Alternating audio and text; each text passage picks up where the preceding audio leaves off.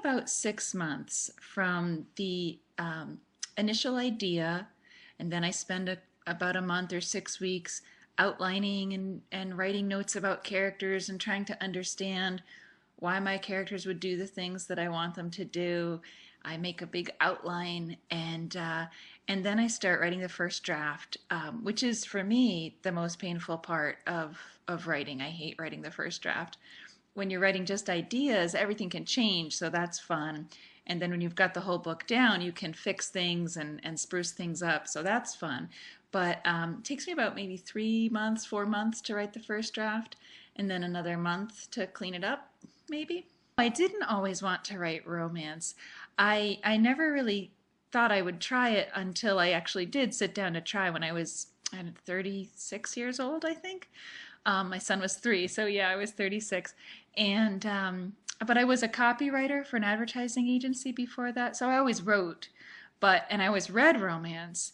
And then I had my kids, and I wanted to be a stay-at-home mommy, so I thought maybe I could write one. You know, I know what I love to read, and I know what's out there, and I know what's not out there. So maybe I can write a romance. So I sat down and gave it a try, and 3 years later, that book came out.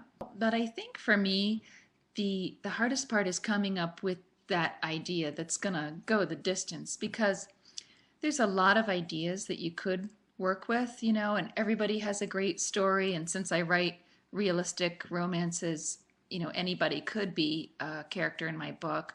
Anybody's life story could inspire me. But the tricky part is to find the right one and flesh it out enough, which is what I'm doing right now for the third book of the Blue Heron series. I finished the second one, which is called The Perfect Match, and that comes out this fall. It's the story of Honor, who is Faith's older sister. No one's ever given me a hard time about the gay characters.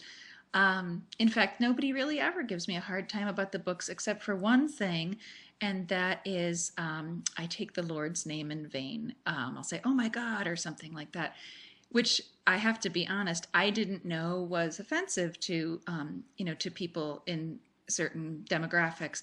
I'm a Yankee. We swear a lot up here.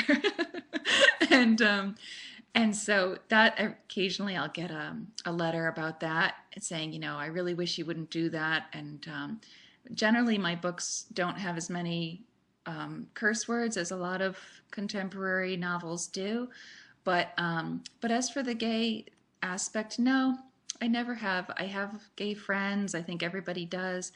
My parents were very liberal, so it's just a very natural part of life. It's like including a dog. I love dogs. I have female friends and male friends and gay friends and straight friends, so everybody makes it into the book eventually.